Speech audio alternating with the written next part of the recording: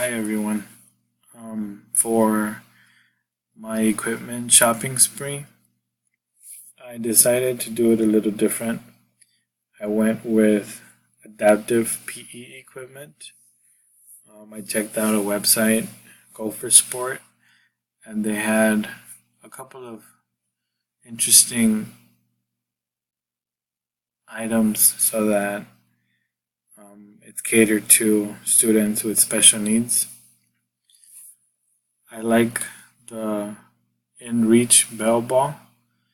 This one here, the first one at $29.95, because that ball is for students that have visual disabilities. So the ball makes a sound as it rolls around.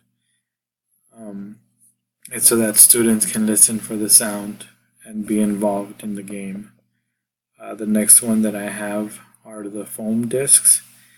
This is for sensory development, and it's for the throwing and catching standards for students to achieve. After that, we have the rainbow textured activity balls, and you can see the prices right here on the right side. The quantity, I'm buying two of each. Some have sets like the discs and the balls, the activity balls down here.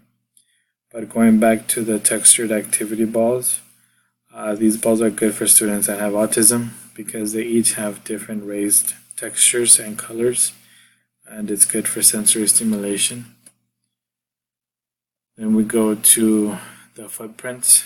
This is good for balance and spatial awareness. They serve as visual cues for students where to step. You can use these in your classroom also. Let's say you have group work and you have stations going around your class.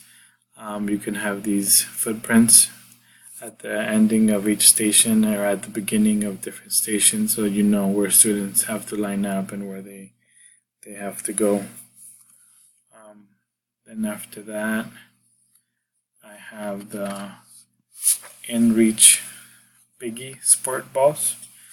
These are for skill development, and they're supersized, they're soft, and they take away the fear of getting hit by a ball hard. And these are for their learning fundamental motor skills. And the last thing that I bought or would buy is the Autism Fitness Handbook. The handbook inspires cognitive and motor development, and inside you'll find 46 different exercises. You can see that I would only get one because one is all you would need. You could make copies of these activities, and as a PE teacher, I wouldn't be selfish about this book. I would give handouts to students and to teachers that have kids with special needs so that they could practice these skills during their own PE time. You can see that my budget, I didn't go over $500.